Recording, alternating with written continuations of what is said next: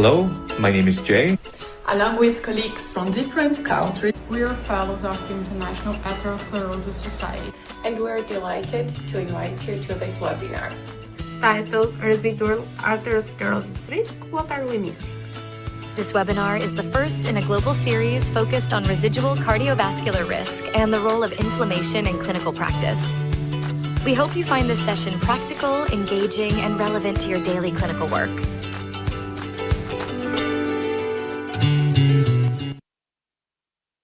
So hello everyone and welcome. My name is Jae-hyun Byun and it is my pleasure to guide you through today's webinar titled Residual Atherosclerotic Risk. What are we missing? And so we have more than 400 people joining our webinar today. And so thank you so much for joining us from different regions around the world. This webinar is the first in a global educational series developed by fellows of the International Atherosclerosis Society.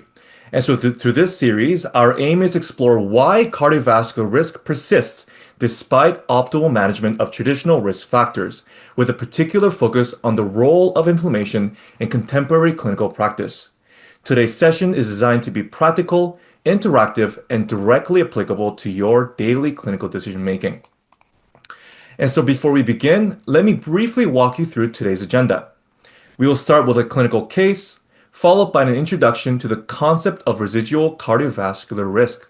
We will then explore different biological pathways contributing to residual risk, and finally conclude with key take-home messages and a live Q&A session. We encourage you to submit your questions at any time using the Q&A function on the platform, and we will address them during the Q&A session at the end of the webinar. And so to begin, I would like to invite Elaine, who will briefly introduce the Inflammation Academy and provide context on who we are and why this webinar series was developed. Hi everyone, my name is Elaine Coutinho, and I am one of the fellows of Inflammation Academy. The IAS Inflammation Academy aims to identify and develop promising early career researchers and physicians who have the capacity to become the next generation of key opinion leaders on the topic of inflammation cardiometabolic disease. 30 physician scientists from 25 countries were selected by IAS to participate in this inaugural cohort. Our first step was an in-person session, providing intensive face-to-face instructions from global faculty. It occurred in August 2025 in Madrid, Spain, and this is our team together in Madrid. IAS also has 5 faculties, and this webinar, Professor Samia was our mentor. Thank you so much, Professor Samia, for helping us. And now, the next steps include thought leadership training and development of long-form blog spots and 4 webinars, mentorship by the faculty. These webinars is focused on residual cardiovascular risk and highlights how inflammation contributes to ongoing risk despite optimal management of traditional risk factors. With that context in mind, who we are and why we are here, I would like now to invite Kat to present the clinical case that will anchor our discussion today.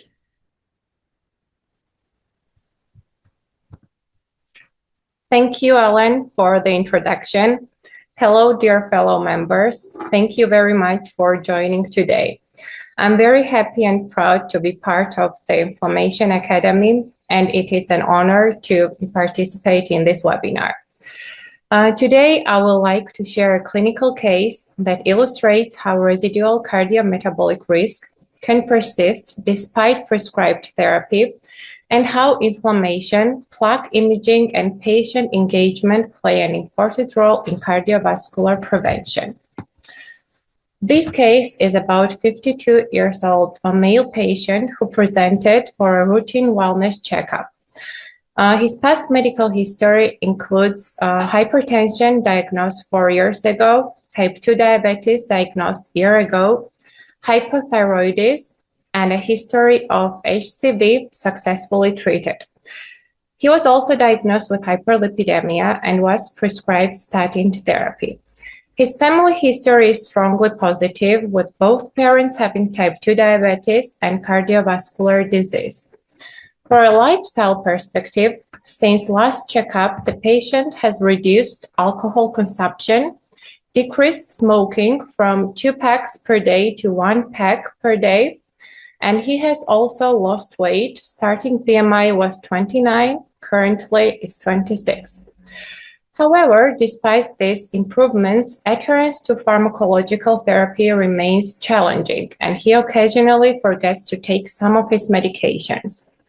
He is currently prescribed metformin, dapagliflozin for diabetes, metoprolol, lisinopril hydrochlorothiazide for hypertension, levothyroxine for his hypothyroidism, in addition to high-intensity statin.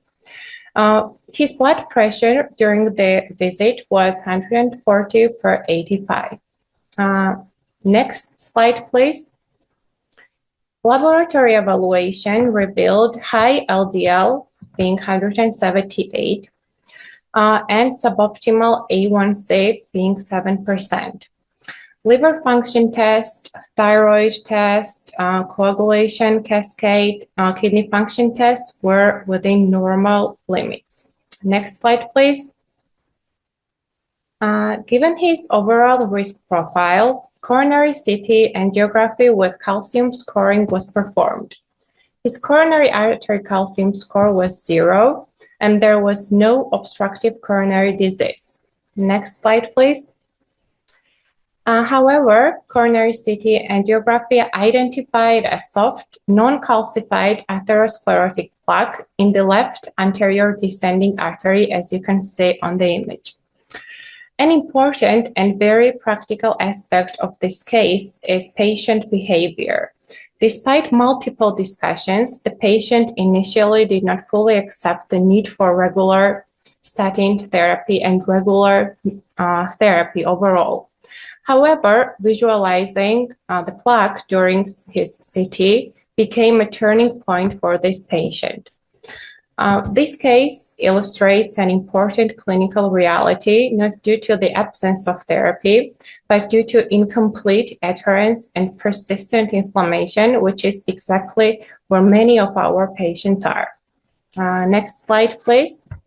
So the question is, how do we assess and manage residual cardiometabolic risk in patients with coronary artery calcium score of 0, with no obstructive coronary disease, yet multiple cardiometabolic and inflammatory risk factors? Thank you very much for your attention, and I look forward to the discussion. So thank you, Katie, for that case presentation. So this case highlights a situation we encounter frequently in daily practice. A patient with well-controlled traditional risk factors who nonetheless remains at meaningful cardiovascular risk. So the key question becomes, why does this risk persist and how should we think about it? And so to help frame this discussion, I would now like to introduce Warda, who will walk us through the concept of residual cardiovascular risk, what it is, why it matters, and how it applies to cases like the ones we have just seen. Thank you, Katie, for this case, and thank you, Jay, for the introduction. So we used a real clinical case to frame this discussion because despite apparently reassuring findings, this was a patient who still made us uncomfortable.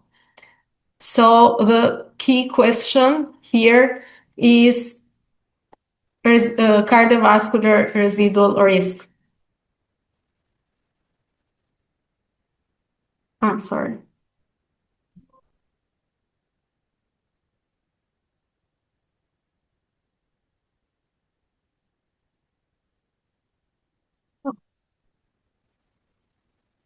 So the key question becomes why does cardiovascular risk persist and how should we think about it? Residual cardiovascular risk refers to the risk of cardiovascular events that persist despite guideline-directed therapy. And what is fundamental here is that this risk is not explained by LDL cholesterol alone, but reflects ongoing disease biology, often driven by lipids, inflammation, diabetes, smoking, and metabolic and lifestyle factors. Next slide. So why does the risk persist? From a biological perspective, atherosclerosis is a chronic inflammatory disease, and LDL initiate plaque formation, but is inflammation that drives the progression. So calcification is a late marker, which means early disease bears soft, non-calcified, vulnerable plaque. Atherosclerosis exists along a continuum rather than being a binary condition, and this table summarizes an angiographic staging of coronary heart disease from stage 0 with no visible disease to advanced multivessel disease, and this shows how risk increases stepwise with a higher plaque burden. But the key point is that risk starts accumulating early, well before we see clearly obstructive disease or even coronary calcification. And this early phase is particularly important because plaques are often soft, non-calcified, and biologically active. So even when the angiogram appears only mildly or moderately abnormal, the biology may still be high risk, and that's one of the reasons why residual cardiovascular risks can persist. Going back to our case again, this is exactly what we observe here, because despite a coronary calcium score of 0, coronary CT angiography demonstrates no calcified plaque, indicating active atherosclerotic disease. So calcium score of 0 does not mean absence of disease nor absence of risk. What this tells us is that residual cardiovascular risk is not an abstract concept, but it reflects ongoing disease biology, explaining why risk remains clinically relevant despite reassuring findings and help us interpret patients like the one we have just seen. So applying to the framework to this case, the patient has multi-layers of residual risk. There is, first of all, marked residual lipid risk with an LDL cholesterol of 179 milligrams per deciliter. Then the residual inflammatory risk is likely present based on the clinical phenotype, and in this case, high sensitivity CRP could further refine risk stratification. In addition, we have diabetes and heavy smoking, which are here present as lifestyle drivers. And from a preventive perspective, this patient clearly falls into a very high residual risk category. Anti-inflammatory strategies are not for everyone, for sure, but they highlight inflammation as a modifiable pathway in selected patients, as in this one. Passing through the other slide, we clinically have 3 implications. The first one is absence of calcification does not mean equal absence of risk. The second one, high intensity statin therapy is clearly justified. And the third one, prevention has to target both lipids and non-lipid pathways. So inflammation modulates plaque behavior, driving plaque growth, instability, and ultimately clinical events. So it directly influences not only plaque presence, but plaque danger also. What are the future therapies based on the residual inflammatory risk? Inflammation predicts cardiovascular events beyond LDL cholesterol. High sensitivity CRP identifies patients with residual inflammatory risk. Low dose of colchicine supports the concept that inflammation can be a modifiable pathway in selected patients. Future direction IL-6 pathway inhibition upcoming trials. So, residual cardiovascular risk does not imply treatment failure. It reflects persistent biology despite optimal LDL lowering. Take-home messages. Residual cardiovascular risk reflects ongoing disease biology beyond LDL cholesterol alone, And ultimately, it reminds us that prevention requires clinical judgment, not just reassuring numbers or images. With this framework in mind, we can now move to the biological pathways that sustain residual cardiovascular risk across different patient populations. This section will be moderated by Federica and will feature two experts who will guide us through key pathways and their clinical implication. Federica, over to you. Thank you, Eduardo and Jay, for the introduction. We will now move into the pathway section of today's webinar. And before we dive into this section, I'd like to encourage all participants one more time to submit any questions to our speakers in the chat. We have set aside some time at the end of this section to address your questions and faster discussions, so please don't hesitate to share them. Well, this part of the program is designated to translate the concept of residual cardiovascular risk in clinical practice by exploring the different biological pathways through which this risk persists, even when traditional risk factors are optimally managed.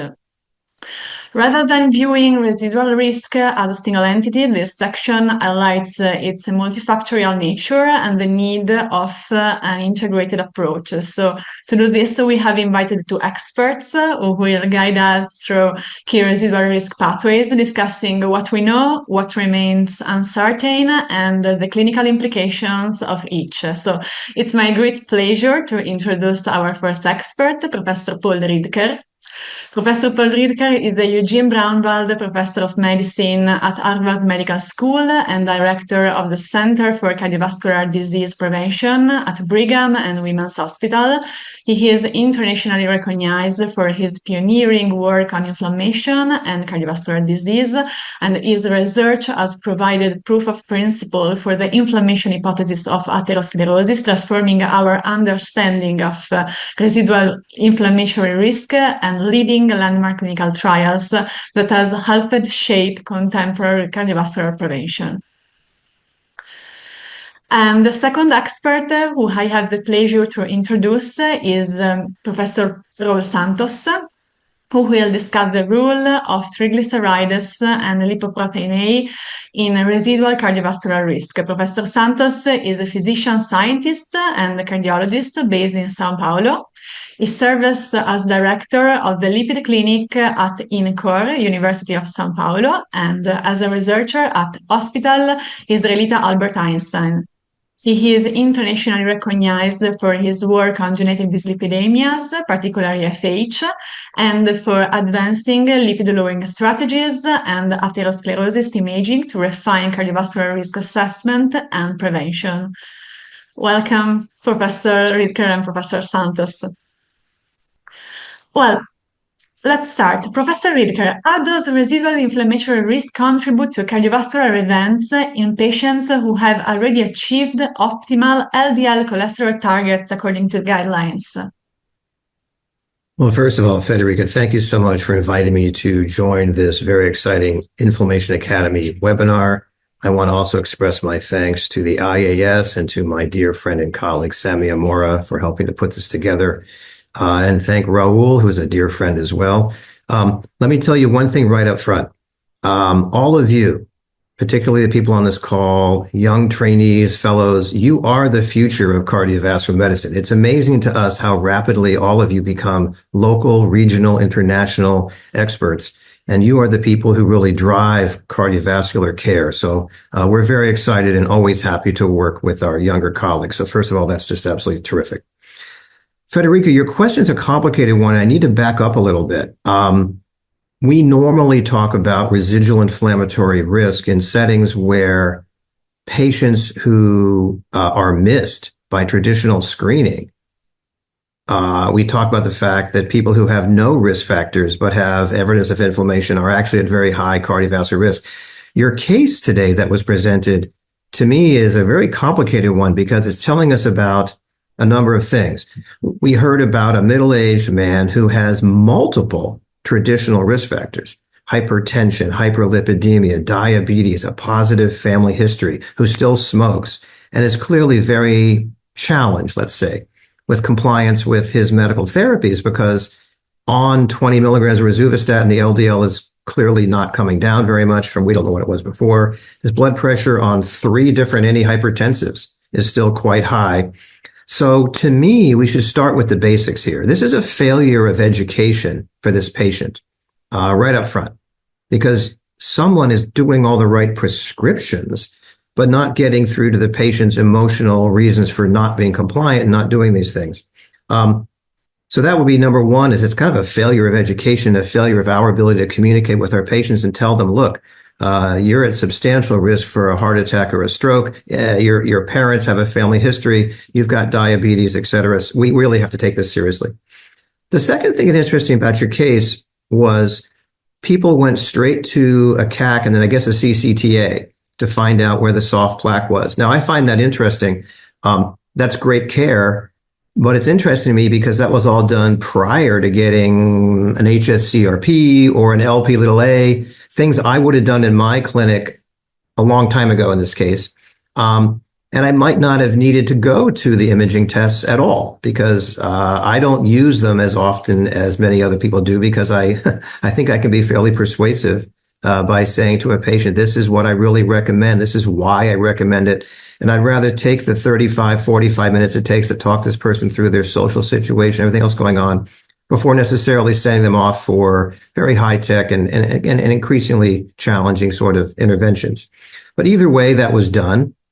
I'm going to presume for the purpose of our conversation that his CRP came back high. I don't know. We'll just guess a number, say 3 or 3.5 or something, just given the diabetes and hypertension.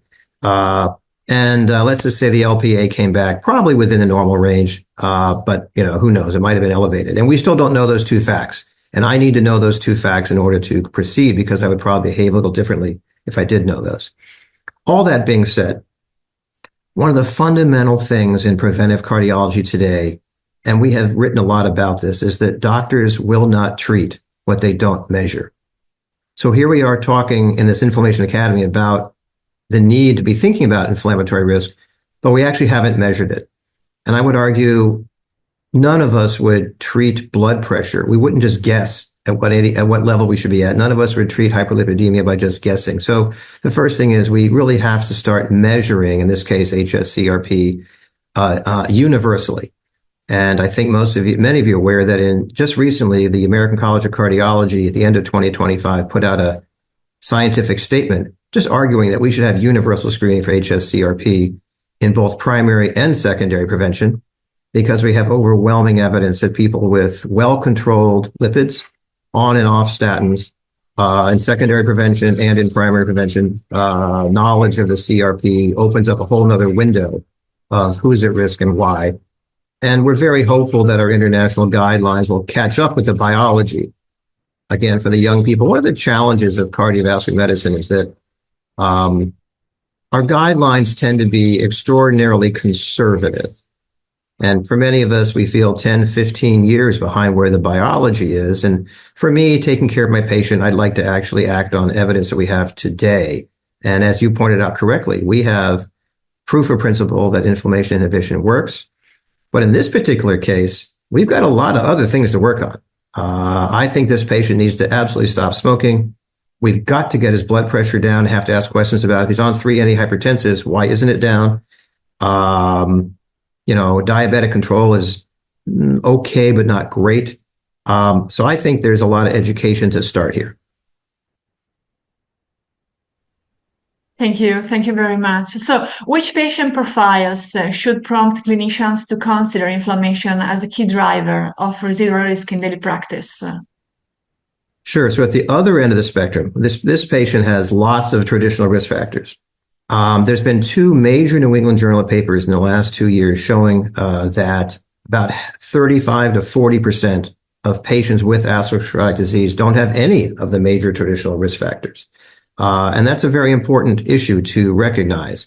We use our traditional screening algorithms to find risk, but many, many patients with very low prevent scores, very low, European scores have evidence of atherosclerosis. So a flip case would be someone without these risk factors who we discover has had a myocardial infarction. We ask the question, why?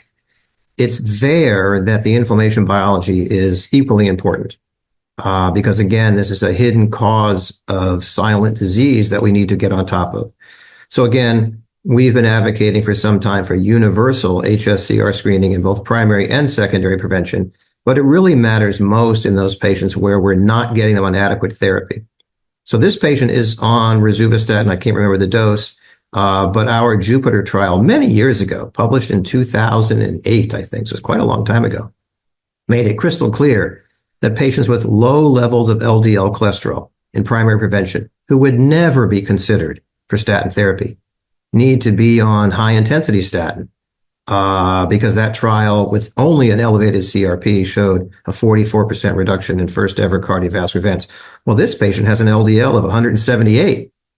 And so even though I'm an inflammation biologist, I'm a very aggressive LDL-lowering physician. So I've got to know, why isn't this patient's LDL way down from where it is?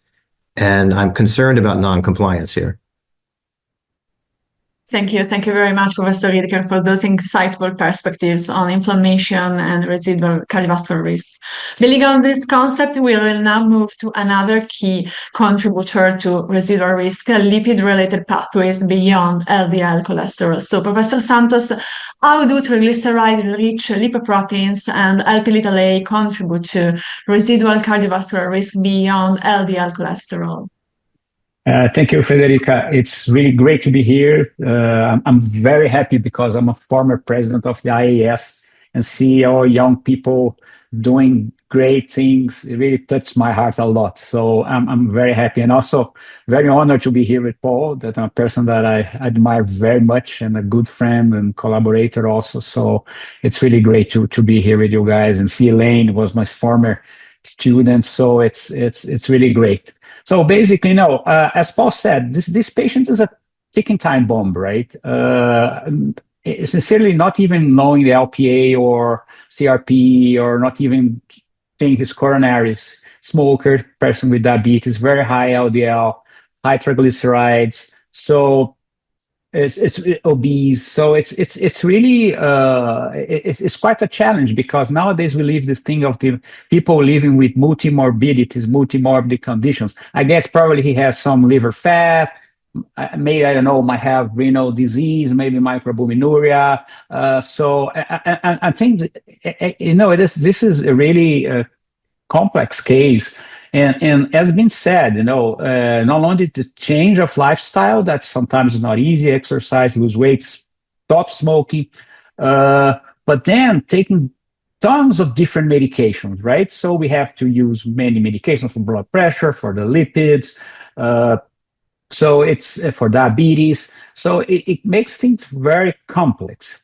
And as Paul said, we have to be very intensive regarding the control of blood pressure, diabetes, reduced LDL, because otherwise we wouldn't be doing the basics of this patient, with this patient. But as you asked, lipoproteins are pro-atherogenic, right? I guess I don't know any good lipoprotein. Okay, HDL might not do harm, but now we have some studies showing that very high HDLs might be associated with that, or even cardiovascular disease, so dysfunctional HDL. But no, LDL is bad, LPA is bad, and the triglyceride-rich lipoproteins are also not nice, because actually they carry not only triglycerides that might be pro-inflammatory, depends, when you break the triglycerides and liberate the fatty acids, this might get inflammation, but especially because they carry cholesterol, right? And this concept of remnant cholesterol, that this cholesterol carried by the triglyceride-rich lipoprotein remnants, is very robust also, because we have genetic studies, we have very strong epidemiological studies showing an association with a greater risk of cardiovascular disease. So far, we don't have the proof that reducing this cholesterol will prevent events. Paul tried, Samia, and we all were together in Jupiter. In prominent actually showing that pimafibrate reduced remnant cholesterol, but we didn't find a reduction in the risk of events, probably because the drug was not so strong on that. Maybe these new ApoC3 drugs that are coming, we might have very robust remnant cholesterol reductions that show that will prevent events. But definitely, we have an independent association of this. Also, you talked about LP little way, and just one thing to remark. Actually, this atherogenic combined dyslipidemia is something that is very frequent.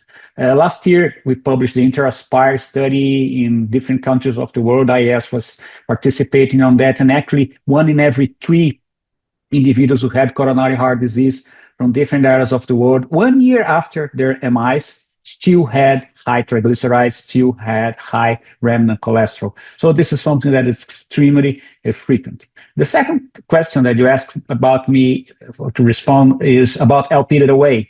So all of us, we have Lp(a), right, in the blood, but 1 in 5 of us have high Lpa. And we have also robust studies, genetic studies, epidemiological studies showing an independent association of higher Lpa with a greater risk of events. And as for CRP, as for LDL, for trigs, for remnant cholesterol, there's a direct association between the levels of Lpa and the greater risk of not only atherosclerotic cardiovascular events, but also aortic valve calcification.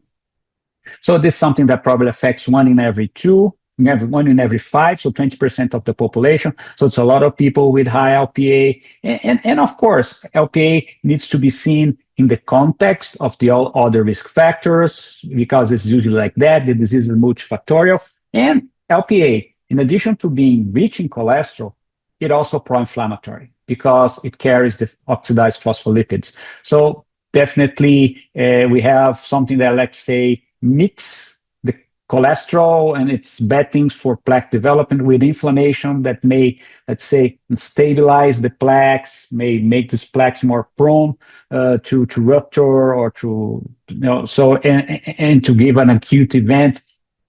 So definitely something that's worth checking. As Paul said, we have to check, right? We have to check inflammation. We have to check for Lpa. We don't have evidence yet that treating Lpa will reduce the risk of events. Hopefully, Horizon will be positive trial. We are expecting, I'm investigating 4 different trials now with very robust Lpa reducing therapies.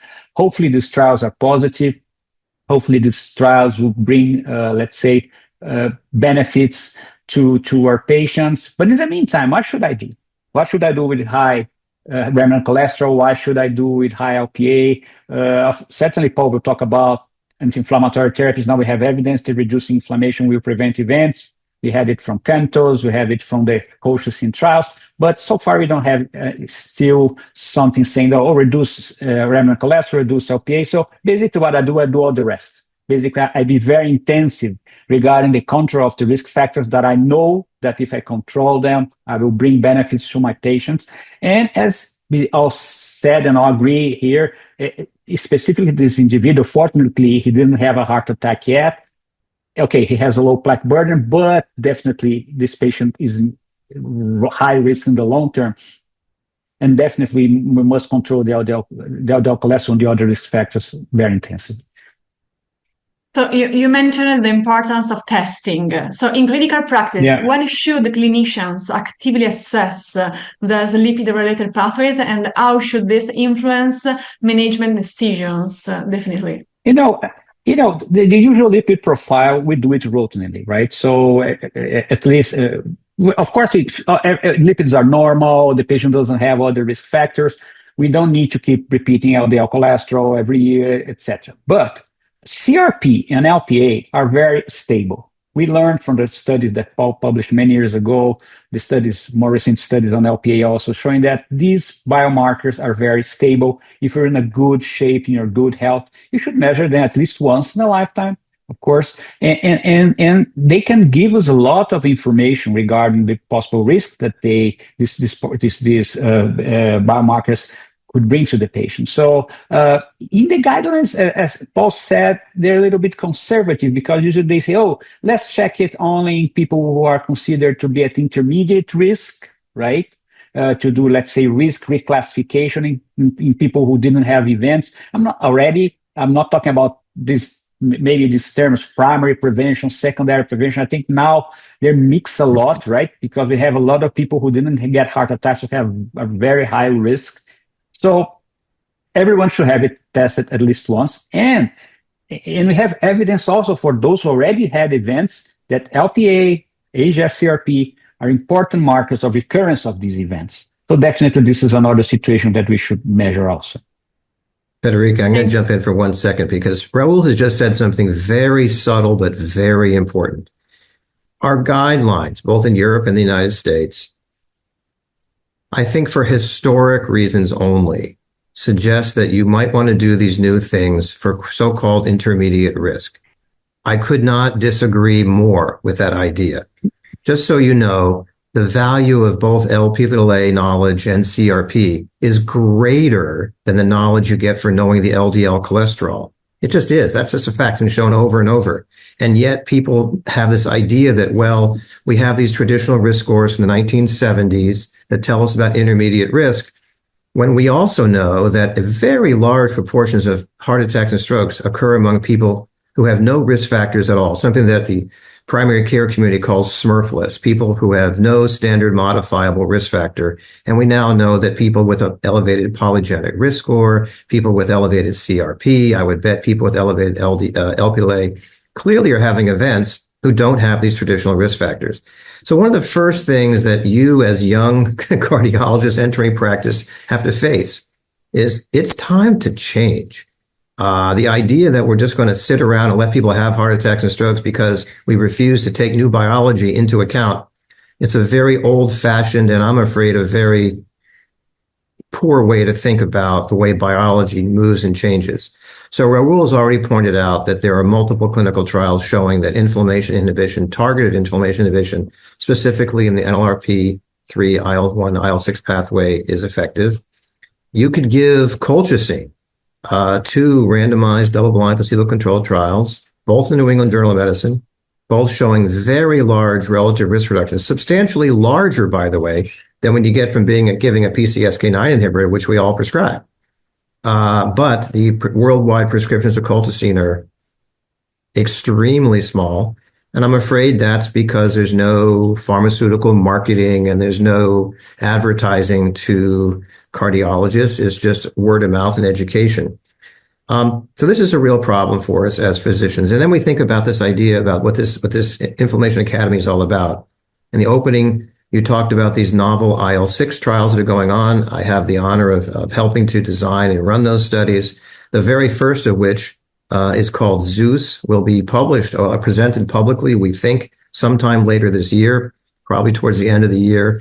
And that's a very interesting trial where we're only randomizing patients who have chronic kidney disease, because I can't give them colchicine. That's a contraindication, who have known atherosclerosis. They're already on very aggressive lipid-lowering drugs. They're on ARBs. They're on ACE inhibitors. Many are on SGLT2s. Many are on GLP-1s.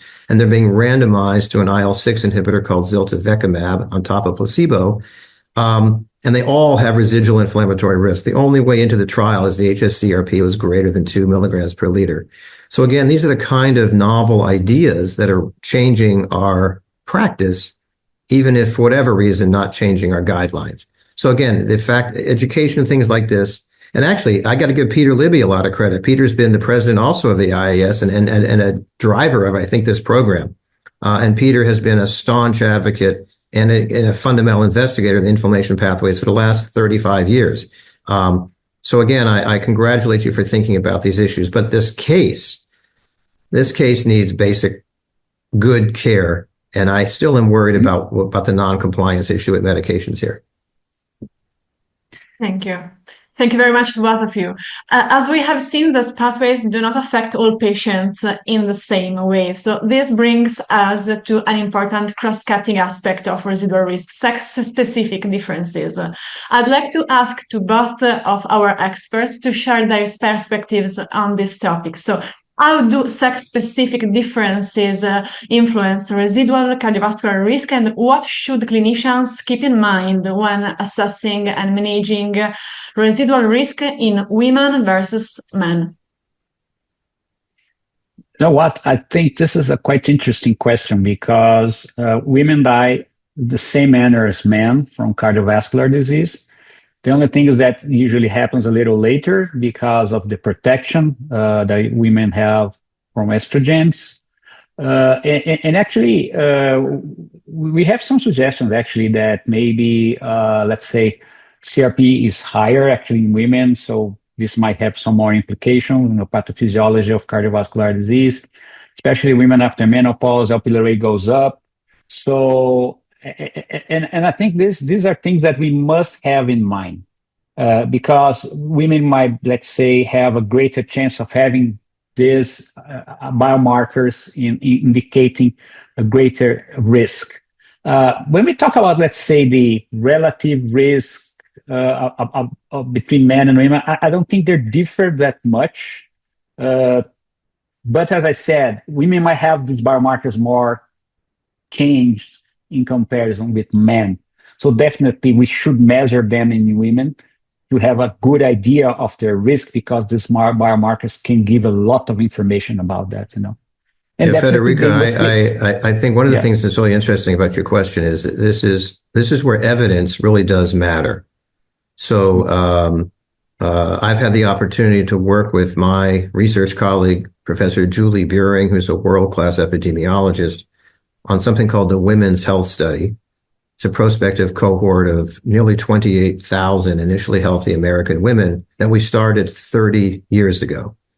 And in the New England Journal, about a year ago now, maybe a year and a half ago, we published a paper that was not scientifically that new, but I think politically was very new. What we did is we took a random blood sample, wasn't even fasting, a random sample from literally 30 years ago, and we ran 3 biomarkers: LDL cholesterol, high sensitivity CRP, and LP(a), the 3 things I think we should know in all of our patients. We did this because all 3 are modifiable. We weren't so interested in the non-modifiable risk markers. Why measure them if we can't do anything about it?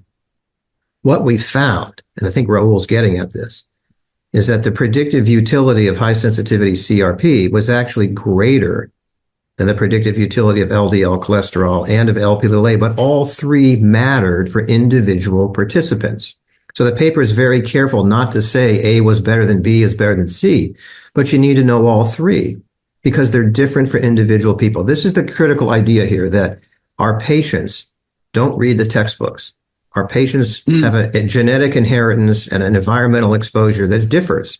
And some of them are going to be at very high risk because they have overt hyperlipidemia. Some are going to be at very high risk as a pro-inflammatory response, et cetera. We need to measure these 3 things.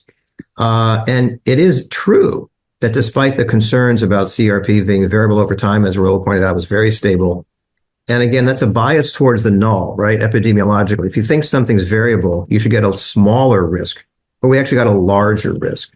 So if anything, we're underestimating the importance of this in these very women. But the punchline of the paper was, if you had 1, 2, or 3 of these biologic abnormalities, we could replicate the entire PREVENT score without having to do all the other stuff. But now we had 3 things that were targetable and were modifiable, and I think could motivate patients to actually live healthier lives. So I think women, as Raul points out, do on average experience their first atherosclerotic event 10 years later. But gosh, my point is women are so grossly underdiagnosed and undertreated to begin with. Why wouldn't we start when women are in their 30s and 40s? Why would you possibly wait until you're perimenopausal, postmenopausal to begin this process? It just makes no sense to me. And that's why we produced 30-year risk outcomes, not 10-year risk outcomes. It's a lifetime disease, and we can intervene, but we have to intervene fairly early. I fully agree, Paul. And actually, there is an issue of the European Heart Journal last year. They actually had 3 papers on CRP, LPA, and LDL. I remember there was one of the authors also from my colleague, Marcelo Marcos, who is a Brazilian who lives in Germany. And actually, and Viviane Rocha actually wrote the editorial on the 3 trials and 3 studies. And actually, one thing that's quite clear there is that if you have the 3 biomarkers elevated, they're additive. So showing the different aspects of different risk markers acting together in identifying someone who has a greater risk. So definitely, that's why we have to measure them and to have an idea of our patients' risk and try to reduce them as best as we can, Yeah. Thank you. Thank you to our experts. And this discussion, of course, highlight that residual cardiovascular risk is multifactorial, involving interconnected pathways beyond traditional risk factors. And together, these insights reinforce the need for an integrated pathway-based approach to cardiovascular prevention. So with that, I will now hand the discussion back to Jai for the next session. Thank you so much, Frederica, and thanks to all of our experts for that insightful discussion. So we'll now move on to the audience Q&A section. And we have received several excellent questions from the audience that reflect a lot of these themes. And so given the time available, we will select a few questions that are most relevant to clinical practice and that help integrate what we have discussed across these pathways. And so to help address these questions, Leticia will now join us in guiding and responding to these discussions. So, hi everyone. It's a pleasure to be here. First of all, I'd like to thank both professors for such a high-level discussion. It's an honor to have the opportunity to speak with you during this Q&A session. We received many questions. Some of them were already answered during our discussion. So I'd like to start with one directed to Professor Ridker. Professor, you've mentioned colchicine during our discussion, which is the only anti-inflammatory therapy that we have recommended in clinical practice for CV risk reduction. So how do you approach the use of colchicine in your practice? Do you use CRP to identify patients who may benefit the most? And do you have a specific threshold to guide your decision to prescribe it? Sure. So, Leticia, thank you for a very important opening question.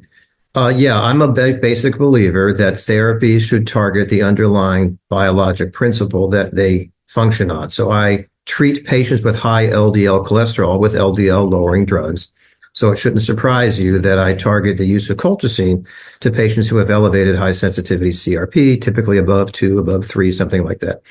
Now, it is important to point out the clinical trials were not designed that way, but that's because they had no biomarkers done. The clinical trials, I give the authors a lot of credit. They did these trials with really no funding whatsoever. It's not just they didn't have CRP levels, they didn't even have LDL cholesterol levels. They had no measured biomarkers at all. But we know on a post hoc basis, where they have gone back and looked at the charts, that most of the patients had hsCRPs between about 3 and 4, which makes sense in terms of residual inflammatory risk. So who do I give colchicine to? I tend to give it to what I call my frequent flyers. What I mean by that is typically secondary prevention. I already have them on very aggressive blood pressure lowering. I have them on all quality care, and they keep coming back. You have lots of patients like this. These are patients with repeat angioplasties who've had bypass surgery, who have more than one event, who now have a TIA or a stroke following MI. So this is the starting point to get comfortable using colchicine. And then after you get comfortable using it, you could use it for literally very large proportions of your clinic where you find they have this residual inflammatory risk. However, colchicine is not a free lunch. It's very inexpensive lunch, but it does have some adverse effects. So in general, we avoid using colchicine in patients who have chronic kidney disease. So I would guess a GFR below 45 or so. And that's important. I'm a referral cardiologist. So when patients come to me at the Brigham Women's Hospital, I'm a little nervous they might go back to their community physician who will never change the meds I put the patient on. So I don't want the kidney function to decline over time, and the patient might get in trouble. So I'm a little conservative there, but there's an enormous number of patients who have completely normal kidney function who could benefit. The second is liver disease. We don't want patients who have bad liver disease because these are the toxicities that go along with this. But I can tell you, Leticia, in parts of the Levant, Lebanon, Syria, Israel, North Africa, where familial Mediterranean fever is endemic, people have been taking low-dose colchicine on a daily basis for 30, 40, 50 years and have almost no significant side effect profile. And this is the drug they need for their FMF. So we know there's no long-term risk of cancer here. There's no long-term risks. Yes, it's true. As you initiate colchicine, you'll have some patients, 5, 10%, complain about gastrointestinal upset. I tell them, look, almost everybody will get past that after a week. Don't stop the drug today. Let's get through this together. And a week or two later, see how you feel. The vast majority, the GI upset is gone, and now they're off and running. But again, this is why, Leticia, I'm glad you asked the question, and it's why it's so important for the IES. This is physician to physician education. I don't think you'll see any advertising anywhere on the planet, as far as I know, suggesting that doctors use low-dose colchicine outside the guidelines and outside the US FDA. So I think that's what we have to focus on as we do this. Now, as Raul pointed out, we have proof from Santos that IL-1 inhibition works. We'll find out about IL-6 inhibition, and these are much more targeted, very specific anti-inflammatory approaches, which might well usurp colchicine. But as of today, that's what we got. And yeah, that's the privilege of having an expert to talk us through this. Yes. So the next one directed to Professor Santos, we have conflicting data regarding triglyceride lowering and cardiovascular and event reduction. And at the same time, we have emerging targets such as inflammation and LP-little-a. So despite this, new therapies targeting triglycerides continue to be developed. So, Professor, do you think we'll be able to definitely answer this question in the near future about triglycerides and CV risk reduction?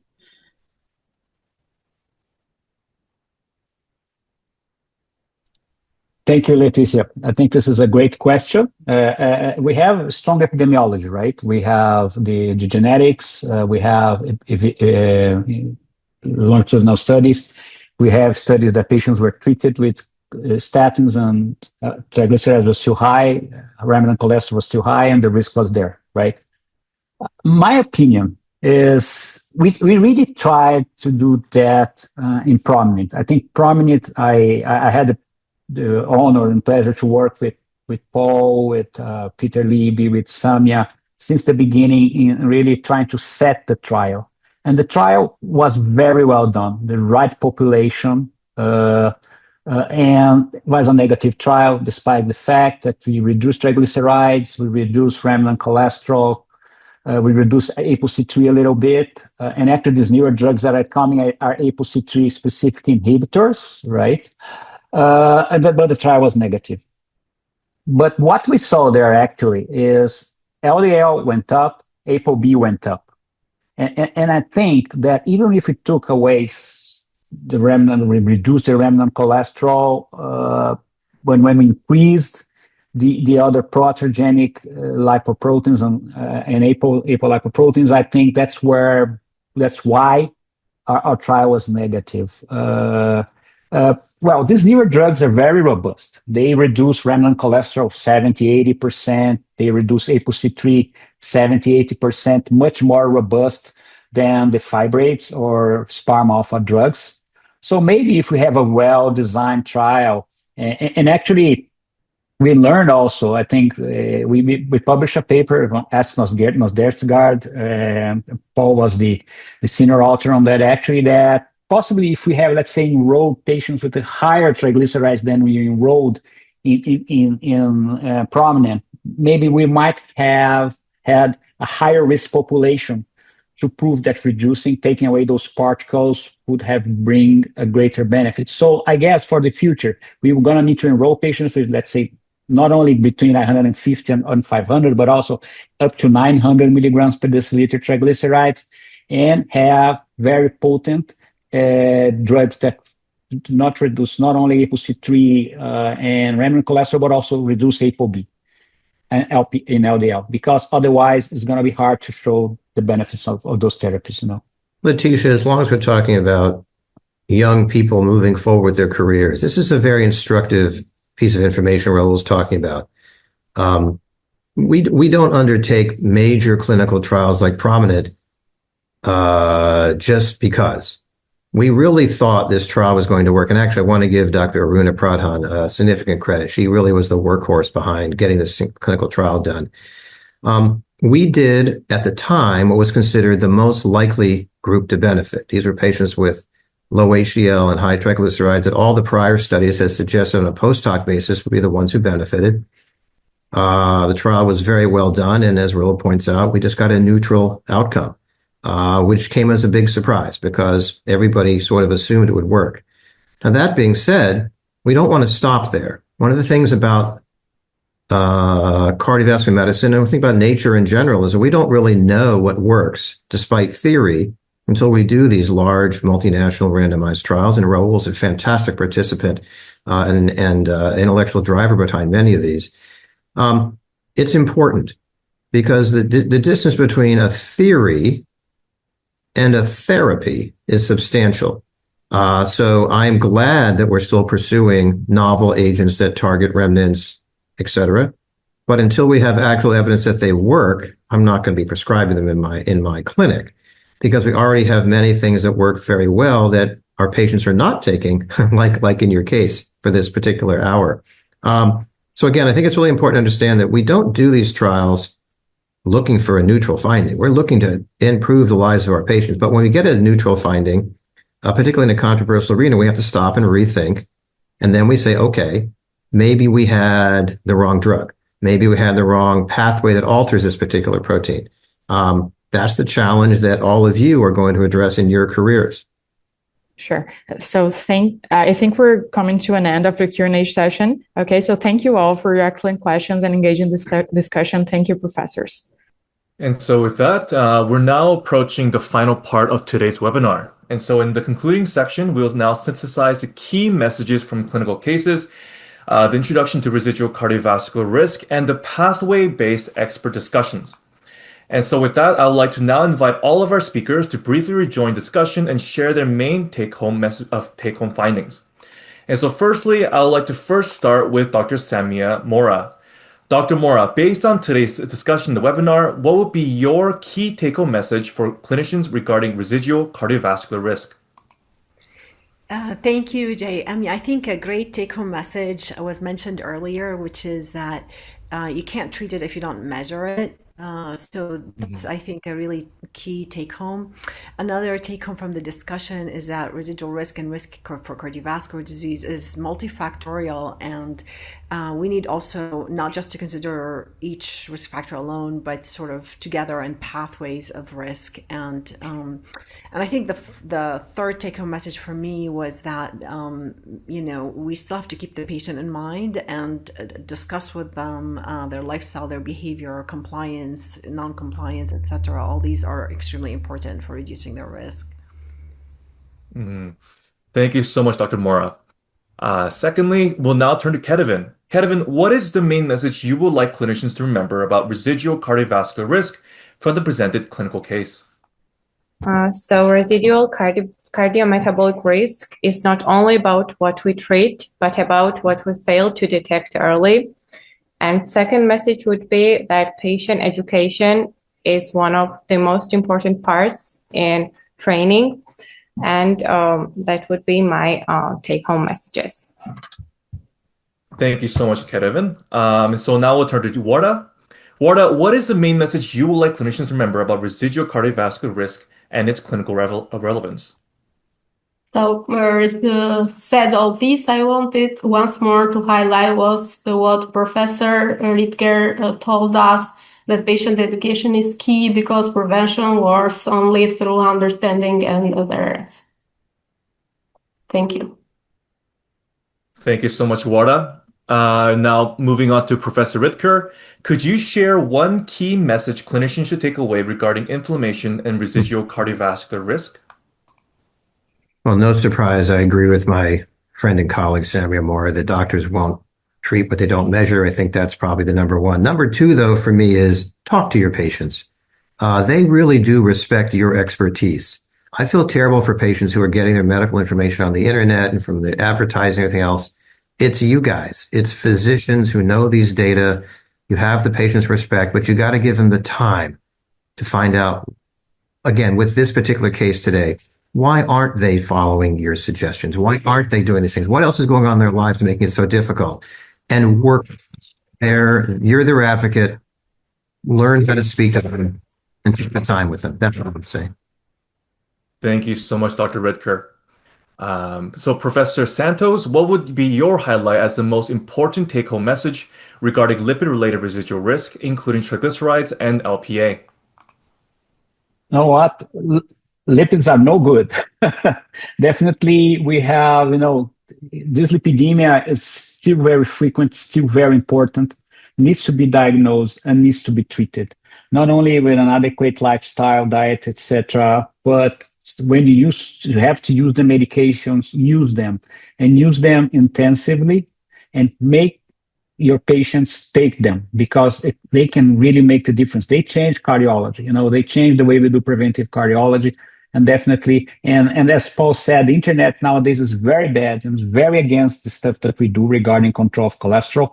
And definitely, we must enlighten our patients, talk with our patients, give them confidence, and this can make a lot of difference because adherence to therapies is still one of the biggest challenges regarding prevention of cardiovascular disease.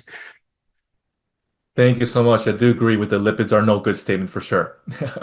So lastly, Frederica, from a pathway-based perspective, what is the key message you would like clinicians to take home from today's discussion?